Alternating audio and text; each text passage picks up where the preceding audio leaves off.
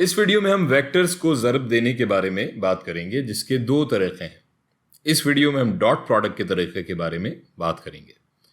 फ़र्ज़ कर लें कि मेरे पास एक वेक्टर है a और इसे मुझे ज़रब देना है वेक्टर b से। तो ये बराबर होगा वेक्टर a के मैग्नीट्यूड ज़रब वेक्टर b के मैग्नीट्यूड के और ज़रब कॉस ऑफ थीटा के, यानी vector a dot vector b is equal to ये a का मैग्नीट्यूड इंटू ये b का magnitude into cos of theta.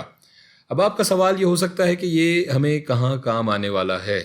इसका जवाब ये है कि तबीयत में जब हम काम या वर्क डन निकालते हैं तो असल में हम डॉट प्रोडक्ट ही निकाल रहे होते हैं। इसे एक मिसाल से समझ लेते हैं।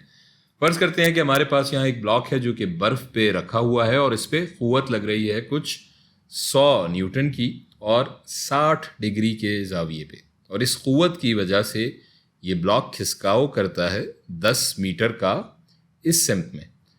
अब अगर मैं आपसे पूछूं कि इसमें कितना काम हुआ, तो आप काम का फॉर्मूला देख लेंगे जो कि है W is equal to F into D into cos of theta. So W बराबर हो जाएगा 100 into 10 into cos of 60 degrees के। अब अगर आप गौर से देखें तो यहाँ ये 100 क़ुव्वत का मैग्नीट्यूड है और कॉस ऑफ 60 डिग्री इन दोनों वेक्टर्स के दरमियान का ज़ाविया है। सो असल में हम यहाँ क़ुव्वत और खिसकाव को डॉट प्रोडक्ट ही तो कर रहे हैं। सो हम ये भी लिख सकते हैं कि W बराबर हो जाएगा F का वेक्टर डॉट D का वेक्टर।